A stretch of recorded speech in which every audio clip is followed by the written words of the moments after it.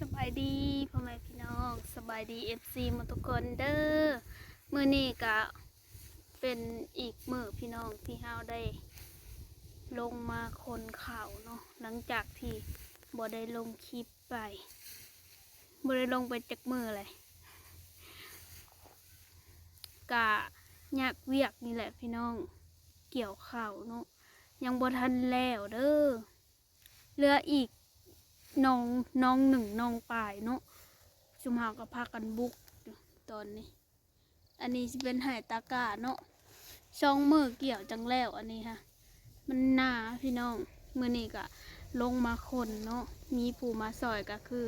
น้องทรายและก็น้องสะพายพี่น้องสเพิ่นได้กลับมาจากไทยเลยเนาะ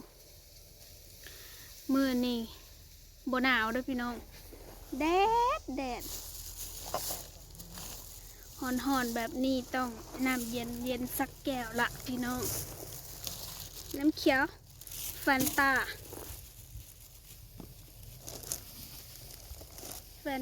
แล้วก็ซื้อกระแลมออกมาเนาะพี่น้องแก้เมื่อยมาให้ชิบนกินแหละกินเองพร้อมหลอดละพันเดี๋ยวจะให้เบิ่งหน้าตาสีม่วงมีสีเขียวสีบัวสีดำกระแลมลาวเห็ดเองหวานแล้วก็สีเค็มๆจากหน่อยเนาะคนข่าวพี่น้องมันเมื่อยเนาะแล้วฉันให้เบิ่งทุกคน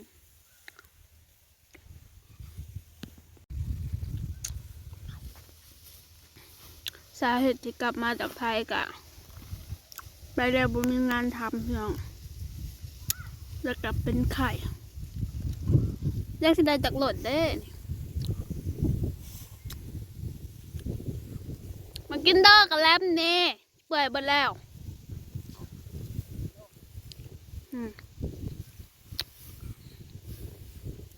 แดดแรมจะเปื่อยหมดแล้วมาเด้อ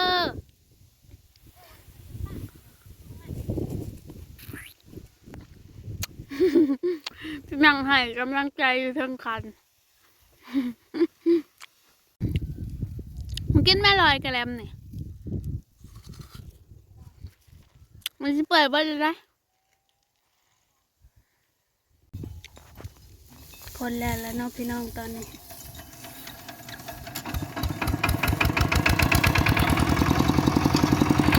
ยังอีกไห่นี่อยู่ลุ่มนี่แล้วก็อยู่ปุ้นพี่น้อง2 ไห่ยังอีกประมาณ2 รถบ่เรือรถ1เนาะโอ้เต็มผักอะไรมันไปอยู่บ่รถนี่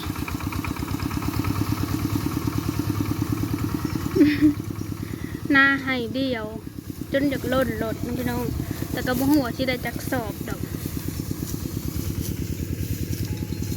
แดดอะไร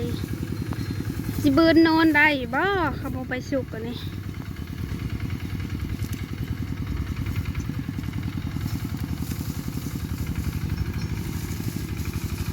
ไปเลยพี่น้อง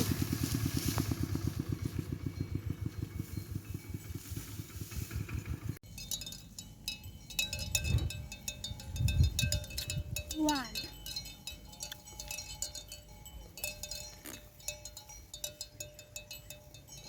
มันเปื่อยไปเลยพี่น้อง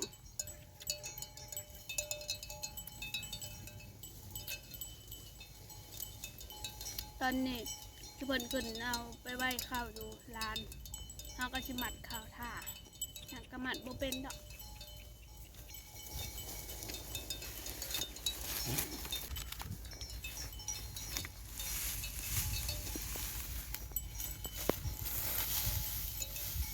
บุญใหญ่โพดบ่วะ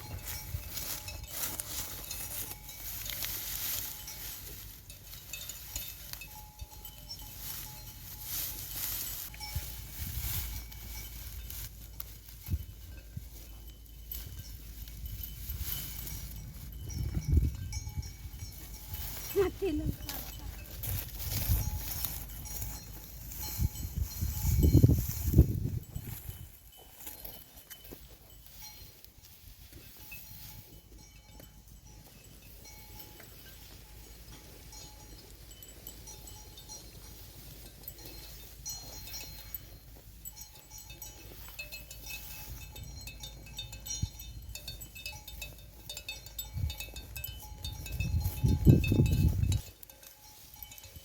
ข้าวจอย งัวกระดื้องัวกระบัทนีตอบค่ะ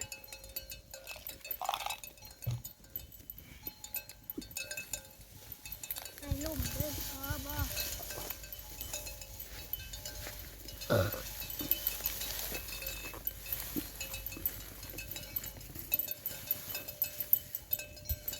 มันตอกมาแล้ว บัทนีละ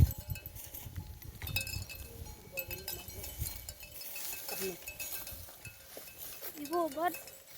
เนื้อตายจำนี่เด้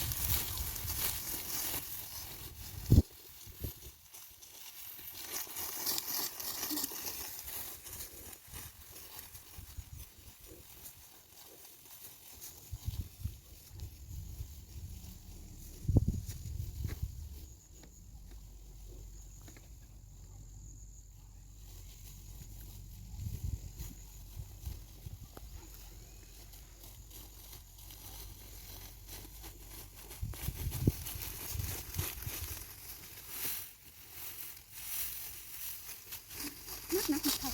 ทำนี่กันอีก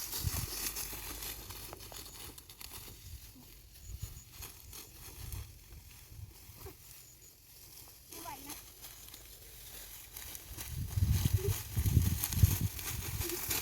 จำหลดเลย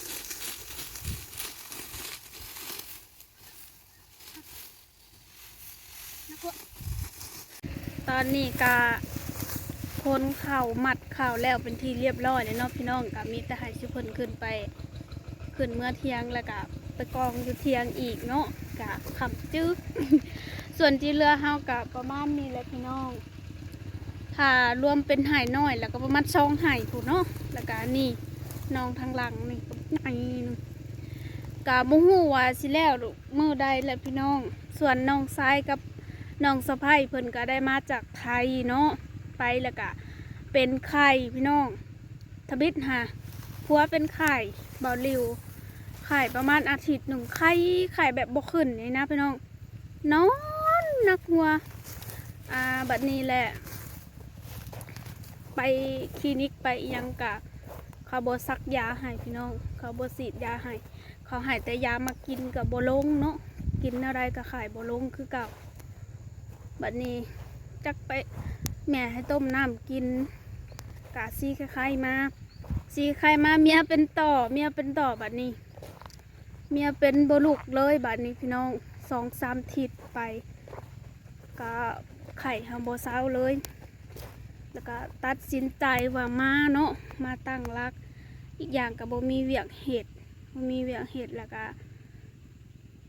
พากันมาพี่น้อง